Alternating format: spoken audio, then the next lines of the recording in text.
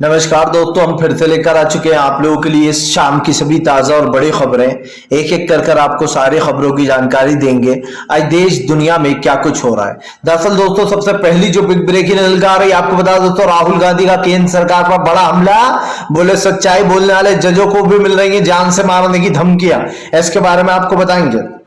वहीं पर अगली बड़ी खबर में हम आपको बताएंगे दोस्तों, जी दरअसल आपको बता दें, भारतीय जनता पार्टी का आतंकवाद से क्या है कनेक्शन। जी कांग्रेस ने लगाया जम्मू कश्मीर में बड़े बड़े पोस्टर, भाजपाइयों को लगी मिर्ची। वहीं पर अगली बड़ी खबर में हम आपको बताएंगे दोस्तों, ओवैसी का बीजेपी के ऊपर बड़ा हमला।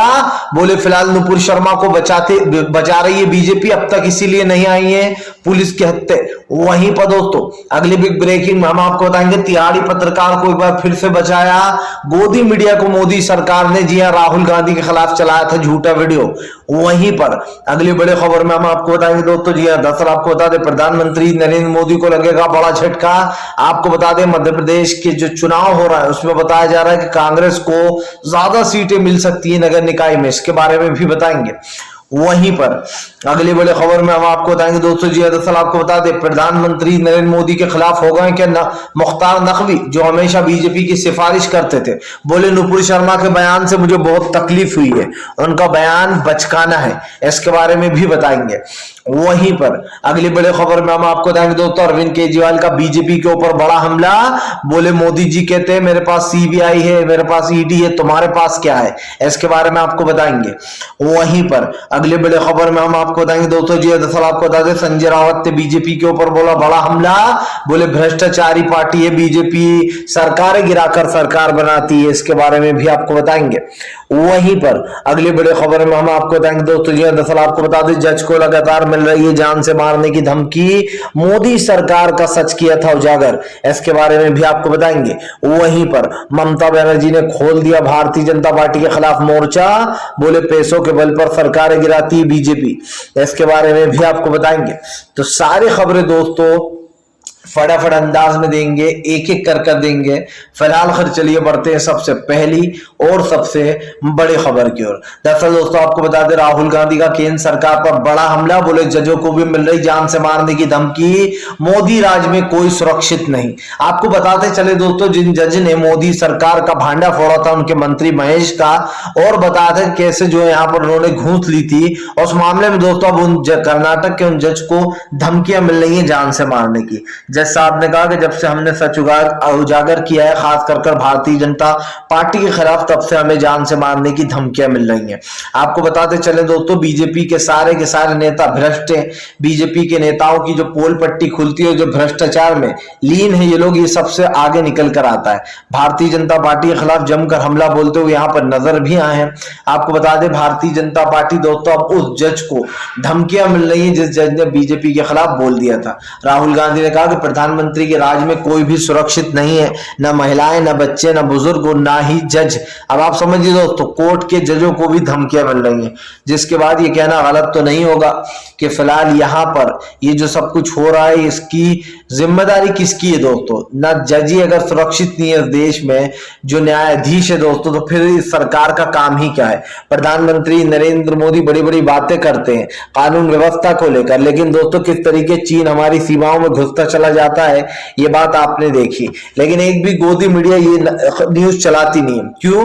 क्योंकि भाई इनको जो गर्मा गर्म न्यूज चाहिए। आप देखिए, तिहाड़ी पत्रकारों को बचाने के लिए मोदी सरकार अपनी जान की बाजी लगा देती है, अपने राज्य की पुलिस को भिड़वा देती है दूसरे राज्य की पुलिस से, और उन लोगों को बचाती है जो कहीं ना कहीं दोस्तों आप समझिए इस तरीके गैर जिम्मेदाराना बयान देते हैं। और ऐसा ही दोस्तों कल हुआ। कल जी न्यूज के पत्रकार को किस तरीके से बचाया गया, जिसने राहुल गांधी के खिलाफ झूठी खबर चलाई थी, और ये सबने देखा था। ऐसी खबर चलाकर माफी मांग लेना ये कहीं से उचित नहीं है दोस्तों।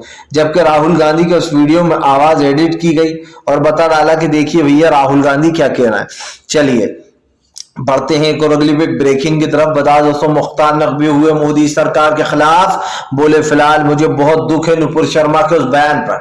दरअसल दोस्तों, मुख्तार नकवी एक ऐसा नाम जो हमेशा बीजेपी की चाटुकारिता करते हैं, एक ऐसा नाम दोस्तों जो आप समझिए मुस्लिम समुदाय को हमेशा निशाने पर लिए रहते हैं या फिर विपक्ष पार्टियों को। अब मुख्तार नकवी को दोस्तों भारी पड़ता हुआ नजर आएगा, ऐसा लग रहा है मुझे, क्योंकि मुख्तार नकवी ने मोदी सरकार के खिलाफ ही बोल दिया। मुख्तार नकवी का कहना है कि फिलहाल जो नुपुर शर्मा ने बोला है उसको सुनने के बाद मेरा दिल काफी ज्यादा दुखा। जब नुपुर शर्मा ने वो बात कही तो मैं बहुत ज्यादा अफसोस कर रहा था। मुख्तार नकवी ने कहा कि नुपुर शर्मा का वो बयान गैर जिम्मेदाराना और बचकाना है। अब आप समझिए दोस्तों, गैर जिम्मेदाराना तो समझ में आता है, लेकिन बचकाना तो खैर कहीं से नहीं है, क्योंकि नुपुर शर्मा दोस्तों काफी समझदार है और वो अच्छे से समझती है उनको क्या बोलना और क्या नहीं बोलना। आप समझिए दोस्तों, एक अच्छी ओल्ड एज लेडी बचकाना बयान कैसे दे सकती है। जिस तरीके से उन्होंने पैगंबर मोहम्मद साहब के बारे में भद्र टिप्पणी की, खास कर जो उनकी लैंग्वेज थी, उनकी बॉडी लैंग्वेज अलग थी, और जिस तरीके से वो बोल रही थी दोस्तों, उससे साफ दिखाई दे रहा था कि फिलहाल जिस तरीके से वो बोल रही है उसको लेकर कहीं ना कहीं देश में एक गुस्से का माहौल है। पैगंबर मोहम्मद साहब के बारे में टिप्पणी करना हालांकि दोस्तों नुपुर को बहुत भारी पड़ा। नुपुर शर्मा ने कभी सोचा नहीं था कि मुझे इस तरीके से तड़ीपार होना पड़ेगा, मुझे छुपते फिरना पड़ेगा, क्योंकि आप देखिए नुपुर शर्मा के ऊपर 3 FIR दर्ज है। तीनों जगह जो यहाँ पर नुपुर को बुलाया गया था, लेकिन नुपुर दोस्तों एक भी जगह नहीं गई। इससे ये साबित होता है कि नुपुर शर्मा अपने आप को बचाने के लिए दोस्तों गायब हो गई और उनका दोस्तों इसमें साथ दे रही है बीजेपी।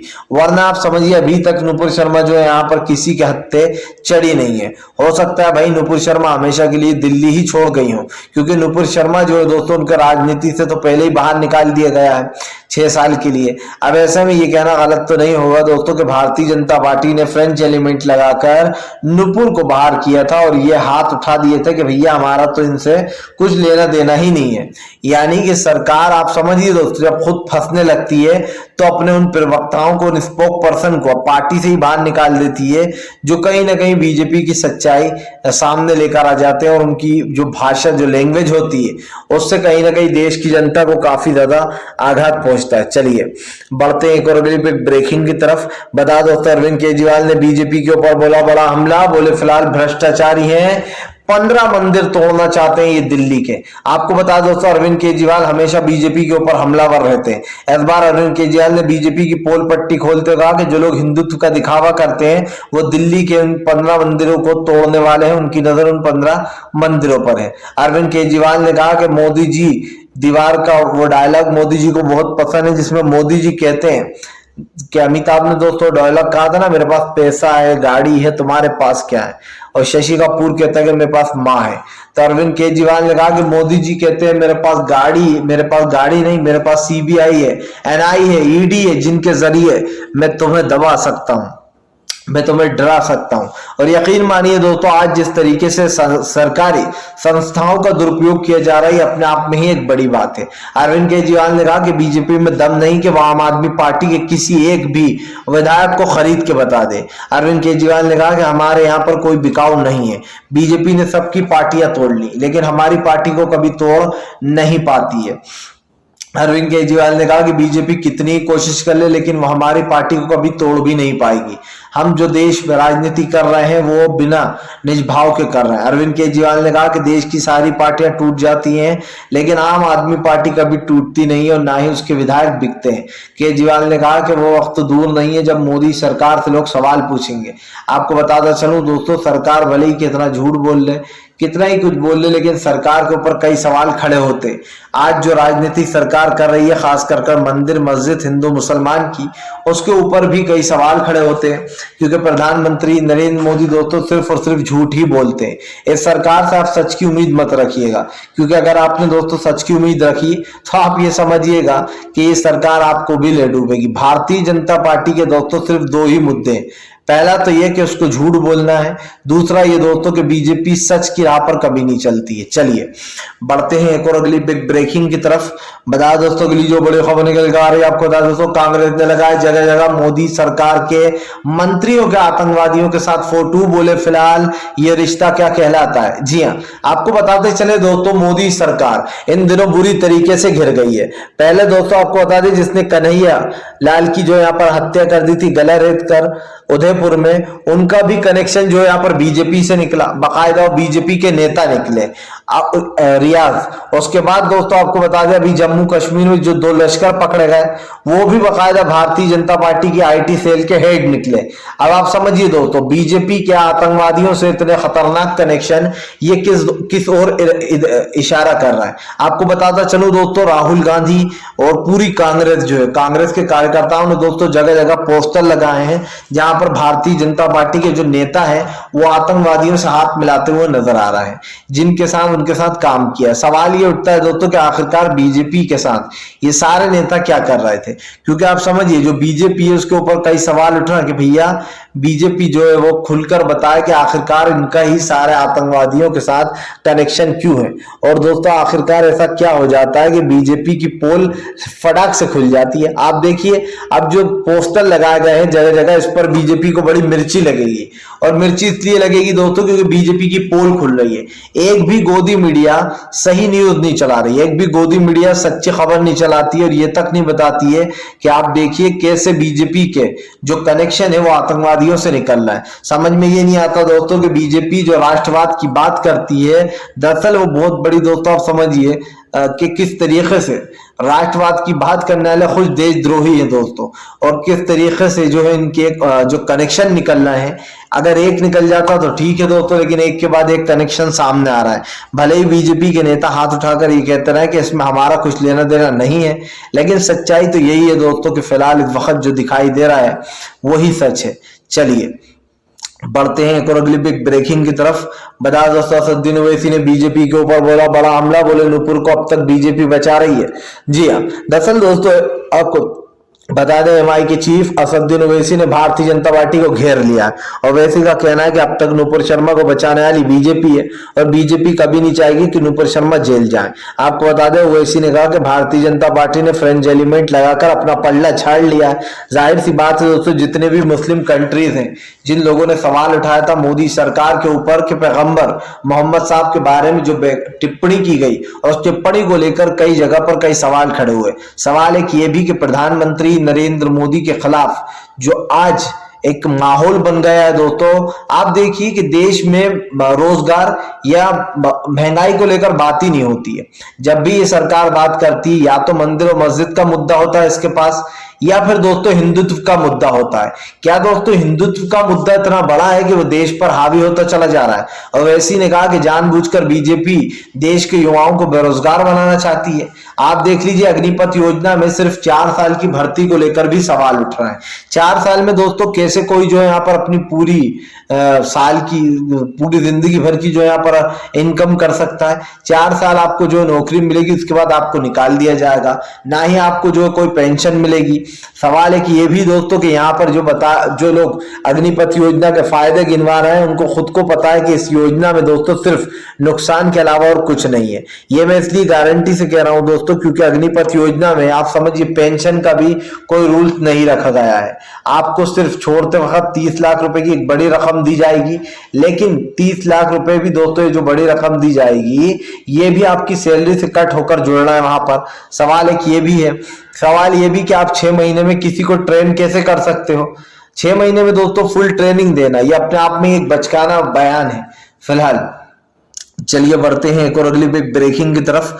बता दोस्तों, ममता बनर्जी ने मोदी सरकार के खिलाफ खोला मोर्चा, बोले फिलहाल पैसों के बल पर सरकार गिरा रही भारतीय जनता पार्टी। आपको बता दोस्तों, ममता बनर्जी ने मोदी सरकार के ऊपर हमला बोल दिया। दीदी का कहना है कि फिलहाल प्रधानमंत्री नरेंद्र मोदी जगह जगह जाते हैं और वो सरकारें गिराने की बात करते हैं, दूसरे राज्यों की सरकारों को चुनौतियां देते हैं। आपको बताता चलूं दोस्तों, अभी बीजेपी के नेता हैं खेल मंत्री अनुराग, उन्होंने दोस्तों आपको बता दें जो है तेलंगाना के सीएम केसीआर को धमकी दे डाली। बोले फिलहाल यहाँ भी जल्दी बीजेपी की सरकार होगी, यहाँ की भी सरकार गिरेगी। जिसके बाद दोस्तों केसीआर हमलावर हो गए थे। अब ममता बनर्जी ने मोदी सरकार पर हमला बोलते हुए कहा कि फिलहाल ये एक झूठ की पार्टी है और झूठी पार्टी का बहुत जल्दी अंत होगा। आपको बता दें ममता बनर्जी ने कहा कि फिलहाल जिस तरीके से पैसों के बल पर सरकारें गिराकर सरकारें बनाई जा रही है, इससे जनता खुश नहीं है। खास करके दोस्तों जो जनता वोट किसी और को देती है और बीजेपी सरकार गिराकर अपनी सरकार खड़ी कर लेती है। जाहिर सी बात है अगर यही सब कुछ करना है, लोकतंत्र के साथ खिलवाड़ करना है, तो फिर तो दोस्तों कोई मतलब ही नहीं रह जाता है। इसलिए नहीं रह जाता है कि लोग जो यहाँ पर वोट देना ही बंद कर देंगे, क्योंकि भाई आप एक चुनी हुई सरकार को गिरा देते हो, ऊपर से आप ये भी कहते हो कि ये तो जनता का जनादेश था, जनता चाहती थी कि हम ये करें। बताइए आप कौन सी जनता चाहती है वोट देने के बाद, किसी और पार्टी को जिताने के बाद, कि उस पार्टी को गिराकर बीजेपी सत्ता में आ जाए। दरअसल दोस्तों भारतीय जनता पार्टी को लत लग चुकी है, उसे दोस्तों सत्ता का नशा हो चुका है। और कहते हैं जब किसी को सत्ता का नशा हो जाता है तो वो दोस्तों एक के बाद एक गलत काम करता है, और ऐसा ही कुछ काम मोदी सरकार कर रही है। मोदी सरकार का पिछला इतिहास उठाकर देख लीजिए, जब ये कांग्रेस के ऊपर हमले बोला करती थी। आपको याद हो कांग्रेस ने मोदी को, गृह मंत्री अमित शाह को जेल भेजा था, जिसके बाद दोस्तों कांग्रेस ने इनके ऊपर इतनी कार्रवाइयां की है कि इनको मिर्ची लगी पड़ी है और अंदर तक लगी पड़ी है। इसलिए ये लोग जिस तरीके से लोकतंत्र की भी हत्या करने पर तुले हुए हैं, कानून का मजाक बना रहा है, ये भी अपने आप में एक बड़ी टिप्पणी है। और बात है कि आप मोदी सरकार किसी मुद्दे पर रुकने को तैयार नहीं, या फिर यूं कहते हैं कि चुप होने को तैयार ही नहीं है। चलिए बढ़ते हैं एक और अगली बिग ब्रेकिंग की तरफ। बता दोस्तों अगली जो बड़ी खबर निकल कर आ रही है, दरअसल दोस्तों आपका संजय रावत का, संजय सिंह का बीजेपी के ऊपर बड़ा हमला। बोले फिलहाल सत्ता के नशे में चूर है ये भारतीय जनता पार्टी, ये भ्रष्ट सरकार। आपको बता दोस्तों संजय सिंह हमेशा बीजेपी के ऊपर हमलावर रहते हैं। संजय सिंह हमेशा बीजेपी के खिलाफ सच्चाई बोलने की काम करते हैं, और यही कारण जो एक बार फिर से संजय सिंह ने भारतीय जनता पार्टी को आड़े हाथ ले लिया है। संजय सिंह का कहना है कि बीजेपी लगातार झूठ बोलती है और बीजेपी से कोई और उम्मीद रखी भी नहीं जा सकती। संजय सिंह ने कहा कि भारतीय जनता पार्टी का झूठ सबके सामने आ चुका है, उसने देश के युवाओं को, बेरोजगारों को धोखा दिया है। आपको बता दोस्तों अग्निपथ योजना को लेकर जमकर संजय सिंह गरजते हुए नजर आ रहा है। उन्होंने साफ कर दिया कि फिलहाल देश के युवा के भविष्य के साथ खेला जा रहा है, और दोस्तों ये पहले भी हुआ है।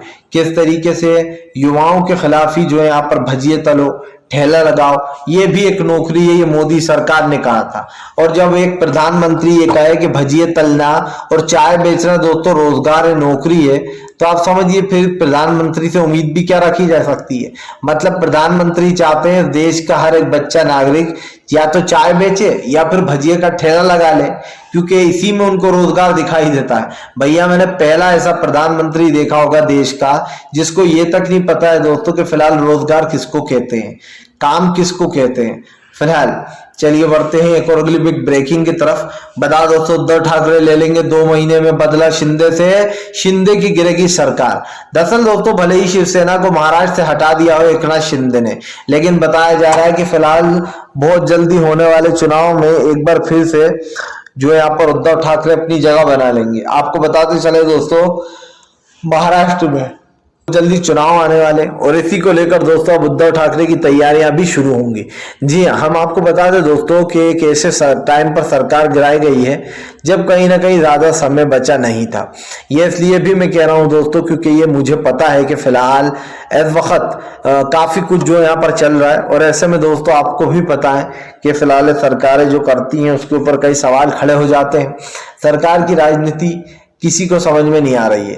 भारतीय जनता पार्टी ने महाराष्ट्र की सरकार को गिराया, लेकिन उद्धव ठाकरे ने जाते जाते 2 जगहों के नाम बदल दिया। अब इससे क्या है दोस्तों, जिन लोगों ने उद्धव ठाकरे को वोट दिया था वो भी कहीं ना कहीं गुस्सा है, वो भी सोच रहे हैं कि आखिरकार हमने वोट क्यों दिया, क्योंकि उद्धव ठाकरे की जो राजनीति है दोस्तों वो कहीं ना कहीं लोगों का दिल दुखा रही है।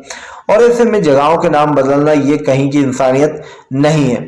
आपको याद हो दोस्तों भारतीय जनता पार्टी ने ट्रेंड चालू किया था नाम बदलने का।